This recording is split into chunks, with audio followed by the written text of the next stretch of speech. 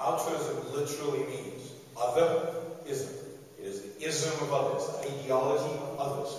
That is, it's the ideology that says that your duty, your responsibility, your life belongs to others. Altruism is often used as meaning charitable, benevolent, nice, good to other people. That is not altruism. Altruism is not that at all. Altruism is about self-sacrifice, giving up what's important to you for the sake of other people's well-being. Other people, and the more stranger they are, the more removed they are from you, the better. The less they deserve it, the better. I mean, think about how our culture views this. Take Bill Gates. There's Bill Gates who's created this enormous amount of wealth, enormous amount of prosperity. Obviously he cared his own life, made a lot of his own life, made millionaires, thousands of people at Microsoft, created, the computer revolution that we have today is only because we're standardized on a platform and we can have the internet. Without Bill Gates, a lot of that would not happen. So as a businessman, moral, is he a moral guy? He made a lot of money for himself, but we don't really consider that a big deal. But why is he a good guy now? Because he's giving it away. So we place the moral emphasis on his charity. I mean, it's really nice that he's giving away, fine. It's certainly his right to give it away, it's his money. But that's where our moral emphasis is. He's giving it away, therefore he's good. Is creating the wealth? Morally neutral at best. Right?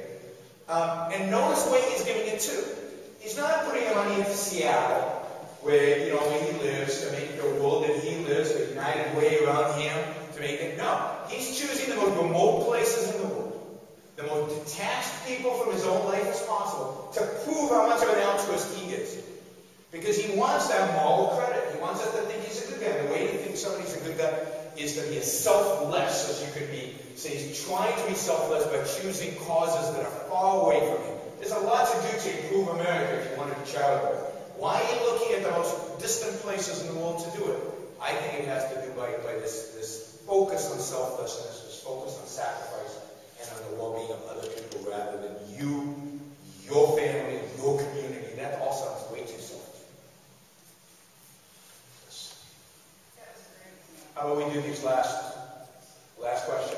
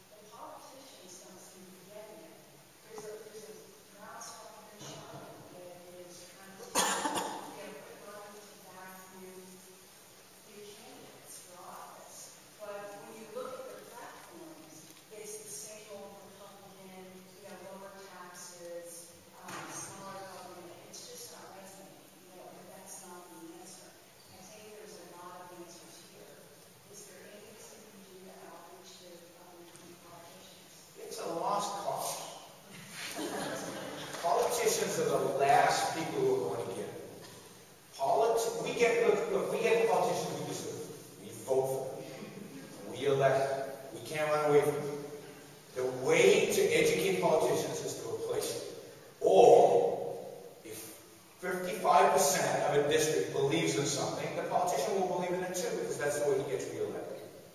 Now, if they're good politicians, if there are people out there who are more intellectual, who are more open to ideas, sure. Try to interact with them. But that's not where you're going to see change.